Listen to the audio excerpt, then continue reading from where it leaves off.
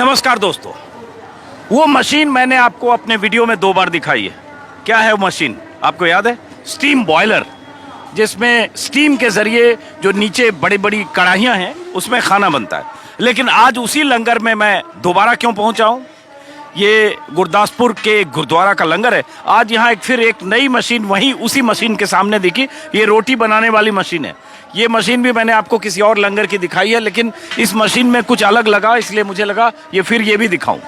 तो इस लंगर के जो मुखिया हैं, जिनके सौजन्य से लंगर चल रहा है, गुरुद्वारे के मुखिया हैं, पहले उनसे परिचय कराता हूं और उसके बाद इस मशीन में कैसे रोटी, यहाँ ये आटा गूंथने से लेकर और यहाँ ये गरम गरम ये फूली हुई रोटियां निकलने तक।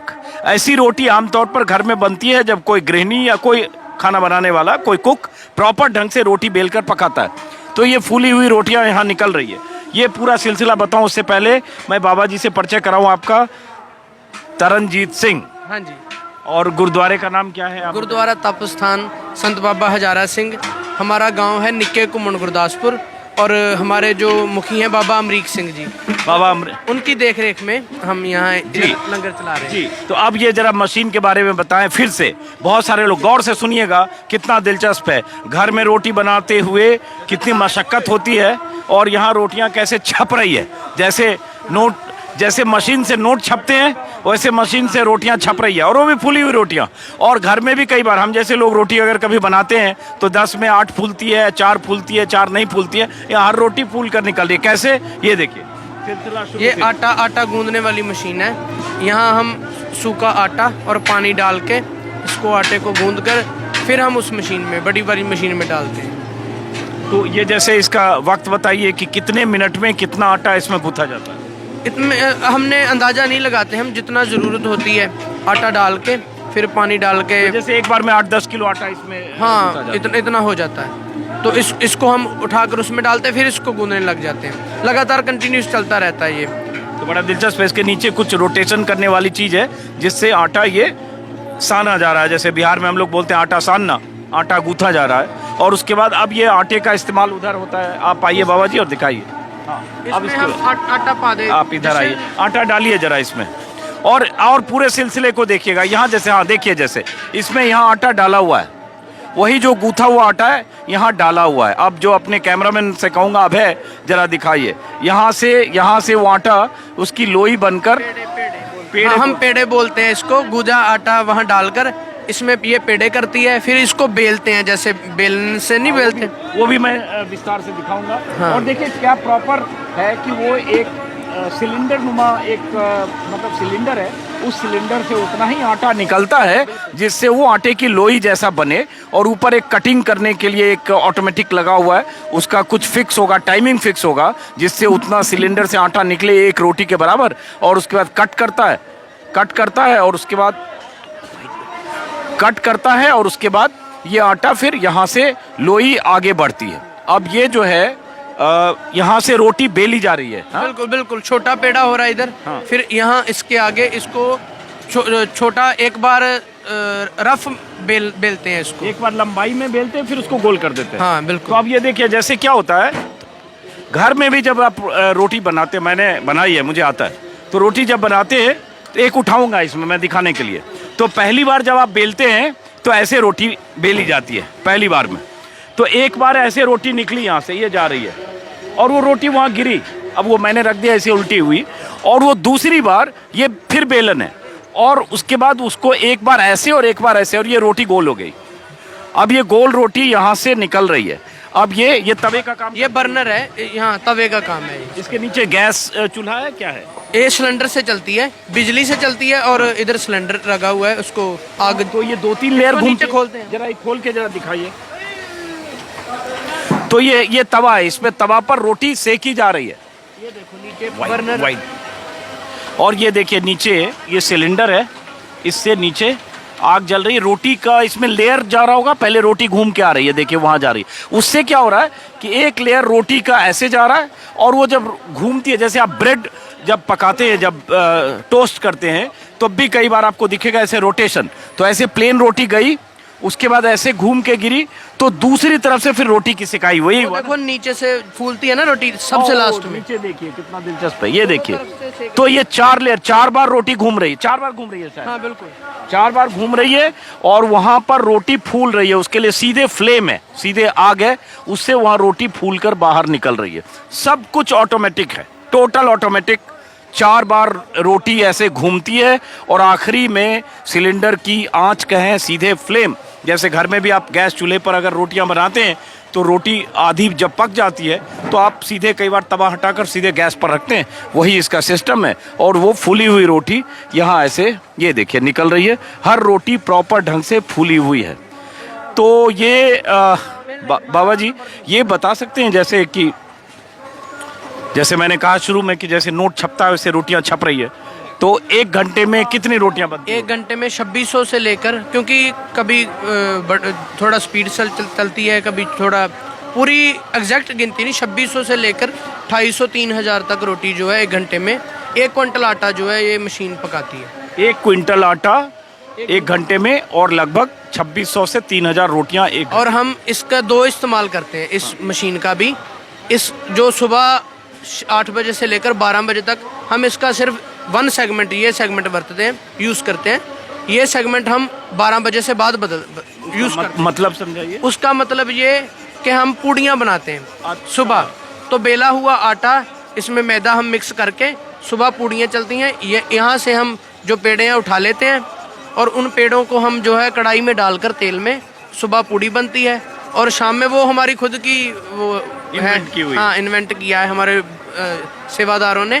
मतलब आधी मशीन का इस्तेमाल हुआ तो पूरी बन गई। हाँ। और पूरे रोटेशन में आया तो वो ऐसे पूरी रोटी बन गई। बिल्कुल बिल्कुल। तो बहुत दिलचस्प है। ये मशीन आपके लंगर में जैसे गुरदासपुर में कब से है?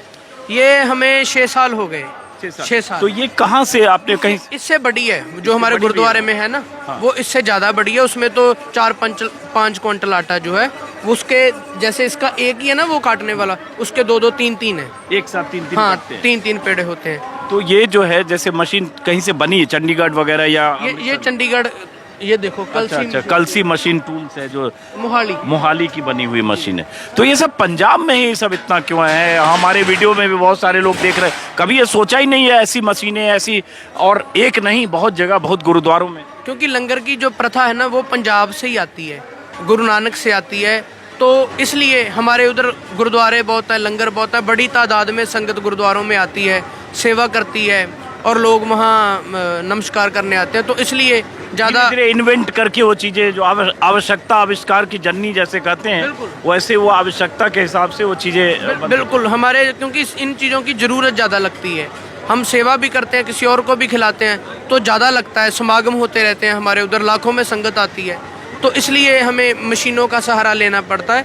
कम मैन पावर से कम समय में ज़्यादा काम हो जाता है। हमारे उधर 2 मशीनें भी चलती हैं संडे के संडे, और साथ में जो बीबियाँ बैठकर, औरतें बैठकर वो लो पर भी प्रसादे पकाती हैं। सारा सिस्टम साथ में चलता है। ये जैसे अब जब यहाँ आपने ये लंगर लगाया और वो मशीन भी आप ले आए वहाँ से गुरदासपुर से, ये मशीन भी ले आए, तो वहाँ अब लंगर बंद होगा?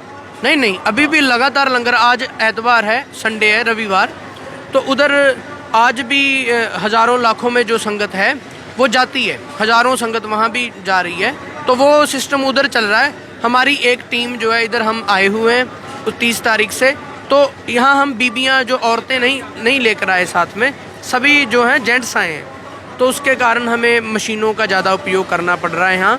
तो जो बीबियाँ भी, औरतें भी हैं, वो भी काम करती हैं, तो हम इसके साथ ये सब कर। चलिए बहुत बहुत शुक्रिया बाबा जी ने हमें यहाँ के बारे में बताया।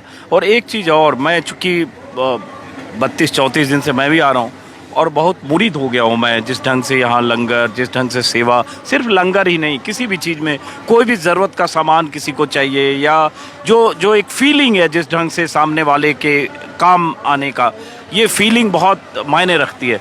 तो बहुत सारे लोगों को देखता हूँ इंडिविजुअल लेवल पर भी कुछ चीज़ें बांटते हुए दिखते हैं, तो आप लोगों को भी लंगर में अगर इतना रोज़ खाना बन रहा है, चाहे यहाँ चाहे वहाँ गुरुद्वारे में या ऐसे देश दुनिया में, तो इसके लिए बहुत सारे लोग देते होंगे अनाज, दान, या जो मैं आपको ना क्या तरीका, मेरे मन में भी यही था कि आप ये सवाल पूछें।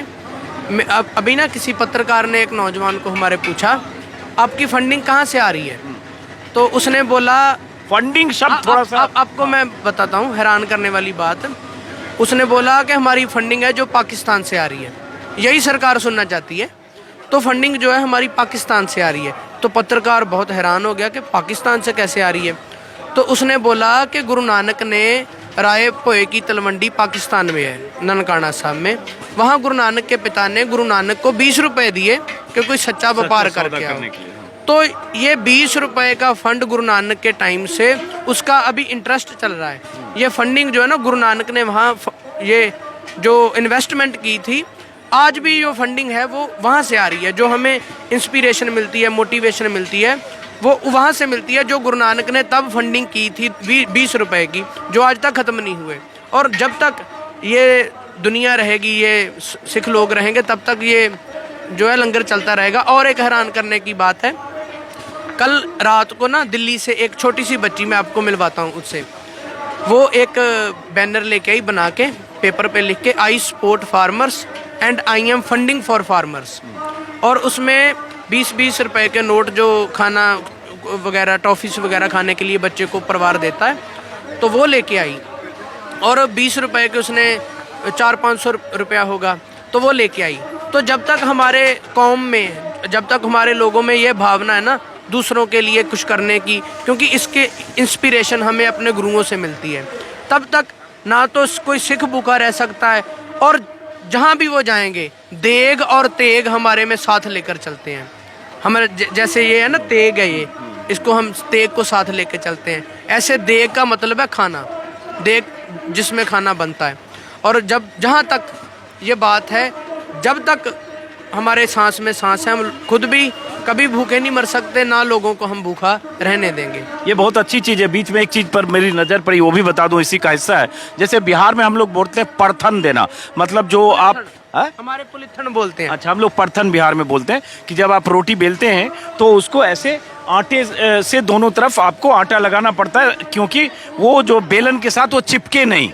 तो वहाँ यही इंतजाम है दोनों में। चूँकि ये बेलन का काम कर रहा है, ये जो सिलेंडर है, तो इसमें आटा उसके ऊपर लगातार जा रहा है, और वो जो वहाँ से नीचे लग रहा है, जिसको ये पेड़े बोल रहे हैं, बिहार में हम लोग लोई बोलते, और वो उसके बाद उस पर आटा ये ऊपर से नीचे से लगातार गिर रहा है, यहाँ से सूखा आटा, और उसके बाद उसी से रोटी बेली जा रही है। और उसके बाद जो आपको प्रक्रिया आगे की मैंने बताया। बहुत बहुत शुक्रिया आपका बाबा जी, आपने बताया। आपका जी आयानु, आप हमारे पास आए तीसरी दफ़ा, आपने दुनिया तक हमारी बात पहुंचाई, आपका बहुत बहुत धन्यवाद। बहुत बहुत शुक्रिया। तो फिर मुलाकात होगी दोस्तों किसी और वीडियो में। और फिर मैं कहूँगा, कई लोग कहते हैं कि आप लंगर की बातें इतनी क्यों बताते हैं, लंगर की कहानियाँ क्यों सुनाते हैं, लंगर इतना क्यों दिखाते हैं। तो उसका मकसद सिर्फ ये होता है कि ये जो सेवा भाव है, और ये जो सामूहिकता है, और ये कि खुद भी भूखा ना रहो और कोई दूसरा भी भूखा ना रहे, ये जो परंपरा है, रवायत है सिखों में, जो गुरु नानक देव की शुरुआत की हुई है 550 साल पहले, उस सिलसिले को जैसे लगातार सिख आगे बढ़ाते रहे सरदार, और वो पूरी दुनिया में, न सिर्फ सिंघू में बल्कि दुनिया भर में, चाहे किसी गुरुद्वारे में हो, चाहे किसी ऐसे मौके पर जहाँ ज़रूरत होती है, जब मज़दूरों का पलायन हो रहा था तब भी। तो इसलिए मुझे लगता है ये बातें भी दुनिया के सामने आनी चाहिए। सबको पता है कि लंगर लगता है, लंगर में खाना मिलता है, लेकिन उसके कई पहलू होते हैं, कई रंग होते हैं। बहुत सारी चीज़ें मुझे भी ऐसे नहीं पता थी जो मैंने यहाँ देखी और सीखी है। तो जो मैंने और देखी और सीखी, वो मैं भी चाहता हूँ आप भी सीखें और समझें, देखें। फिलहाल इस वीडियो को खत्म करता हूँ दोस्तों, नमस्कार।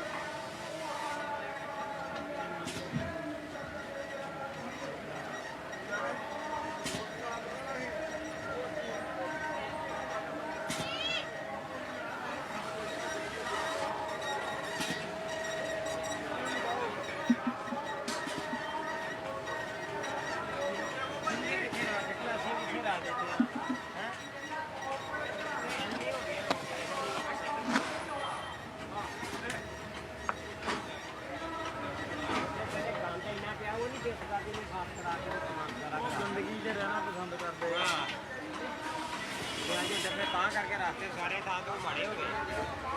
तार सक रहा है तबे में।